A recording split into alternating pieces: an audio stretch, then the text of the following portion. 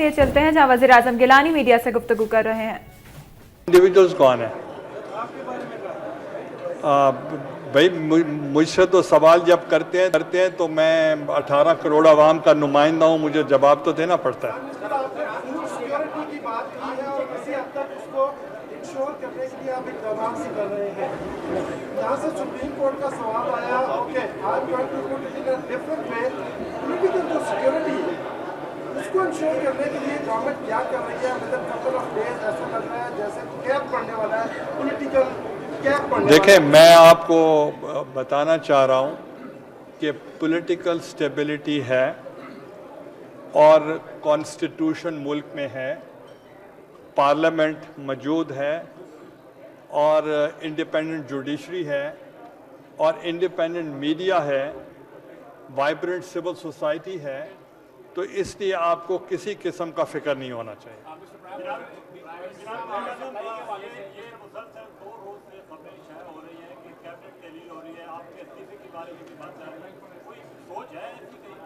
देखें, कैबिनेट का रीशफल करना इट्स अ रूटीन मैटर और मेरे इस्तीफे का रूटीन मैटर नहीं है।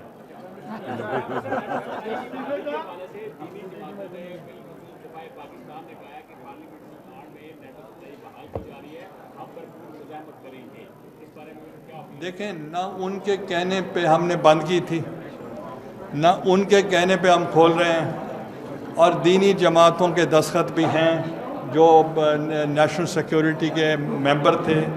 हम parliament is a responsible parliament, वो फैसला करेगी जो कौम के मफाद में होगा, और हम पार्लियामेंट ये वो है जिनको आवाम का मैंडेट है, और हर आदमी को सेटिस्फाई करना आसान काम नहीं है।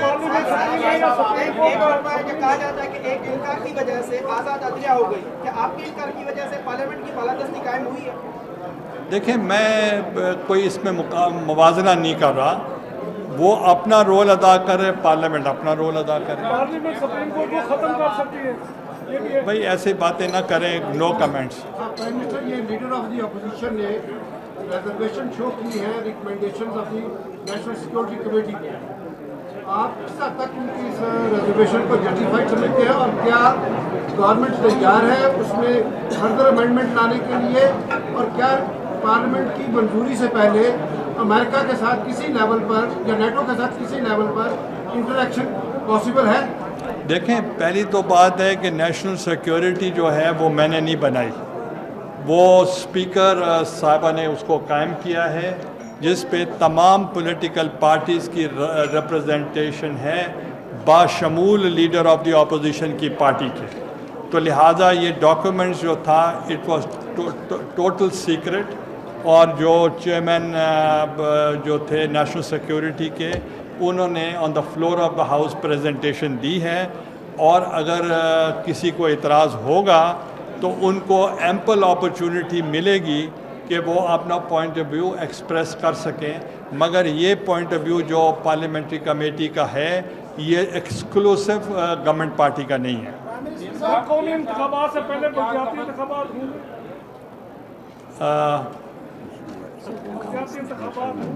बाबा, ये देखें, ये तो हम बहुत पहले कहते थे कि होने चाहिए, मगर हम इंटरफेयर नहीं कर सकते प्रोविंशियल मैटर्स में।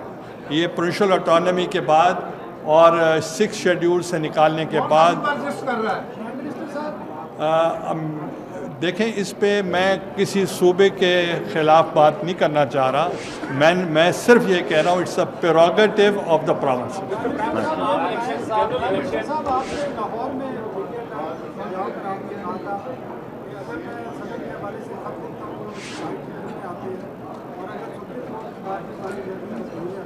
देखें, गोल्डन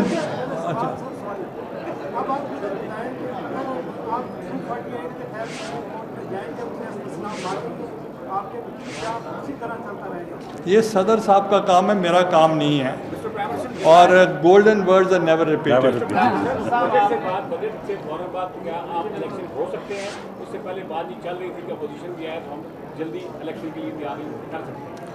देखें, इलेक्शंस का प्रोगेटिव भी वो अब सदर साहब के पास नहीं है। कोई 58(2)(b नहीं है कि वो असेंबली तोड़ दी जाए।